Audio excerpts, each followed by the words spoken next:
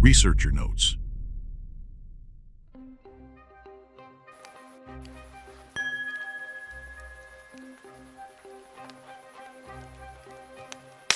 Of a mysterious incident that happened to me on New Year's Eve. Then I decided to make Kiev cake, but everything went wrong. The recipe was incomplete, and I, not knowing all the subtleties, improvised, adding ingredients at my own discretion. In the end, the cake came out small and ugly, but we decided to keep it because it was quite edible. When it came time to cut the cake, it turned out to be incredibly delicious. Everyone was delighted. But since the cake was small, we cut it in small portions so everyone could taste and savor the flavor. We laughed, sharing this masterpiece literally by the crumbs, realizing that to repeat such a success is unlikely to succeed. I threw away the recipe out of anger, and I couldn't remember exactly how I made that. A few months later, close to March 8, I started a general clean. Climbing on a stepladder, I began to wipe the dust from the upper shelves of the closet and suddenly found there a decent piece of that unforgettable cake. It was a real shock. How could it have been? After all, except for me and my 6-year-old daughter, there was no one at home. The cat could hardly climb to such a height.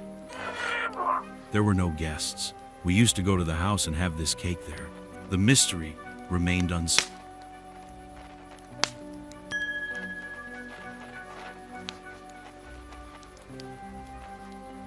I would like to share an unusual incident that happened to me in my childhood. It was in 1998 when I was in the 8th grade. The whole family went to the village to visit my grandparents, who lived not far from the forest. On the way to their house, I noticed my grandfather walking toward the forest line. He worked as a forester and was often in the woods, so this was nothing unusual. I asked my parents to stop, jumped out of the car, and ran towards him, leaving my parents to drive on. As I ran up to my grandfather, I shouted happily, "Grandpa, hi, we've come to see you." However, instead of the usual hug and smile, I received a strange look. Grandfather looked at me carefully and asked, "And who are you?" I was confused and replied, "What do you mean, who? Don't you recognize me?" The grandfather shook his head silently and continued walking deep into the forest. Surprised by this behavior, I felt awkward and resentfully set off in the direction of my grandparents' house. Upon returning home, I shared the story with my parents. Soon my grandfather himself came over. When I repeated to him everything that had happened, he said that he hadn't seen me at all or met me today. To my argument that he just couldn't see well, Grandpa replied that his eyesight was good and he didn't have any health problems. Grandfather has never abused alcohol. This conversation left me completely perplexed. Sometime later, less than 6 months later, Grandpa passed away from a stroke. Now I realized that this incident was indeed some kind of a malfunction in the matrix of time and space.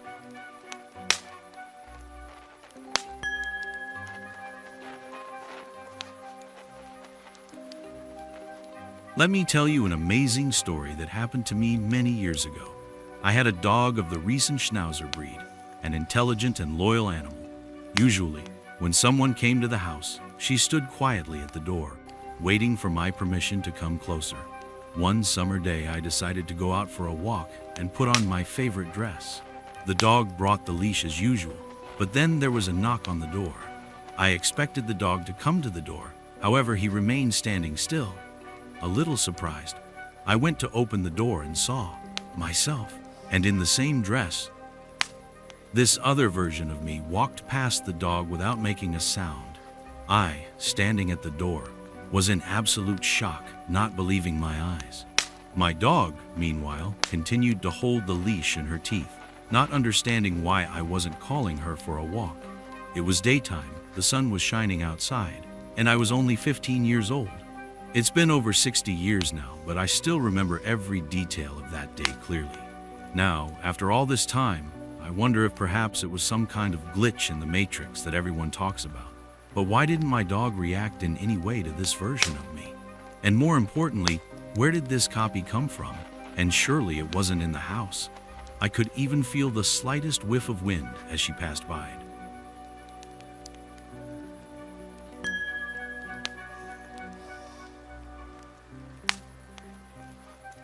My story is related to the theme of matrix failure and happened in elementary school.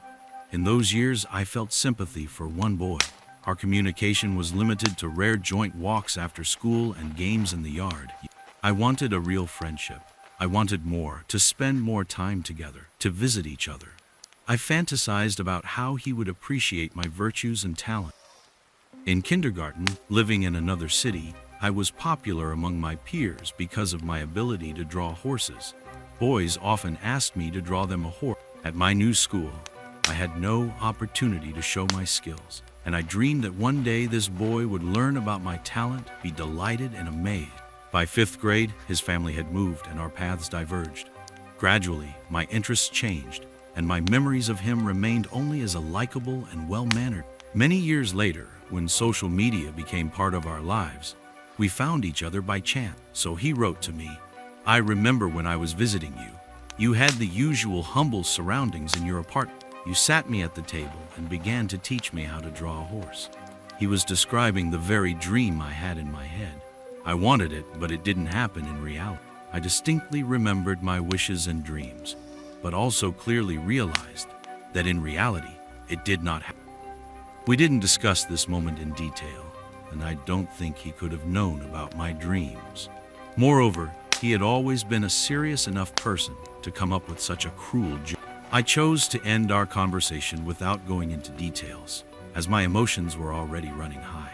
Later, I wondered why he'd mentioned the furnishings in my apartment. Perhaps he wanted to convince me that this event had actually taken place in reality. Another strange thing was that our apartment didn't look poor or modest at all. Although his family was a bit more affluent, ours wasn't simple either. Why was he emphasizing this aspect? All of this made me even more perplexed.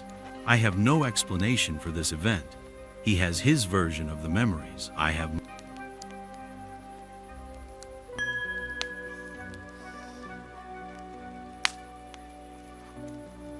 I once had an absolutely incredible thing happen to me in relation to my dog. It happened a few years ago, but I still can't forget that day, and I am very impressed by it. It all started when I decided to lock my dog in my bedroom, as my son was going to come over with a friend to bring new furniture. My dog always barks loudly when strangers come over, so I decided to keep everyone safe and isolate him in his room.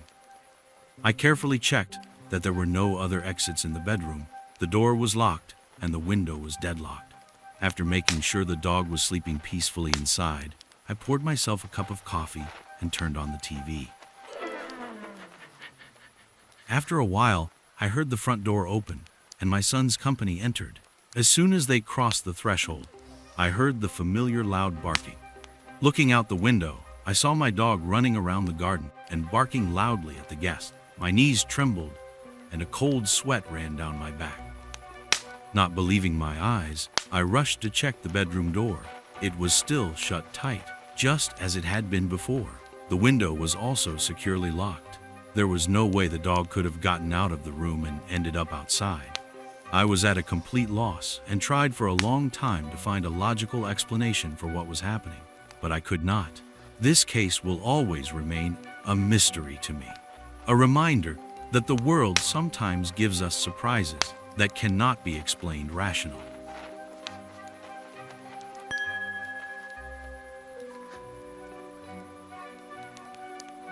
I want to share another story related to a mysterious disappearance. It was a difficult time, the 90s, when every little thing mattered, especially food. In our refrigerator was the only processed cheese, and I persuaded my daughter to eat it with tea. She was in a hurry to get to class in Grecovo and said she would eat it later. In the evening, the situation was repeated, and the cheese remained in the refrigerator. In the morning, her daughter was about to leave and suddenly shouted from the kitchen, "Mom, where's the cheese?" The cheese was gone. I dug through the whole refrigerator, but it was almost empty, and there was no other place where the cheese could hide. I was beginning to wonder if maybe one of us had eaten it and forgotten about it, but that was unlikely. I specifically checked the trash can, hoping to see the silver wrapper from the cheese, but it was nowhere to be found, so it couldn't have been eaten with the wrapper. That mystery remains unsolved.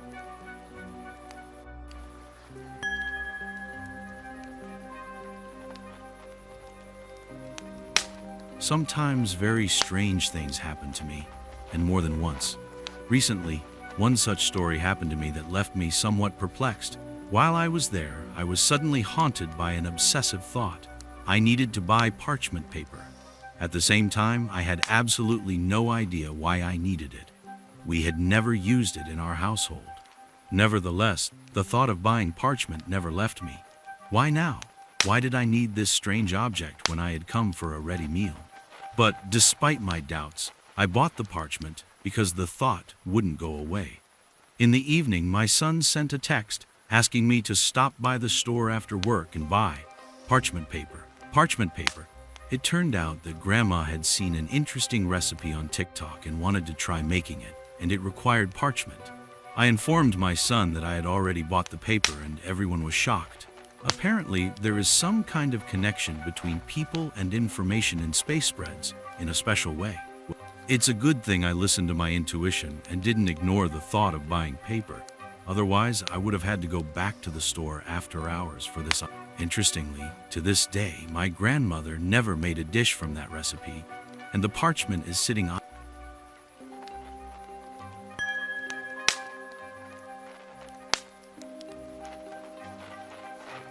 One summer day, at about 11 p.m., I was driving around the city in my Suzuki Grand Vitara. The car is quite large, with high ground clearance, which makes you feel confident on the roads. My goal was to drive through the traffic circle. At that moment, there were no other cars on the road besides my car. The place was well lit, and in the center of the circle stood on a pedestal a fighter jet, a monument known to many Voronezh residents. Suddenly, my car received a strong blow in the right front tire. For a few moments, I lost control of the car. The force of the blow was so powerful. I drove off the ring and came to a stop. As I got out of the car, I was horrified, expecting to see significant damage. However, to my surprise, there was not a single mark on the car from the impact, no scratches or dents. If the car had been thrown over some obstacle, it might have veered to the left, but the speed was low, about 20 kilometers per hour, and the impact was perpendicular to the wheel. I have no reasonable explanation for this accident.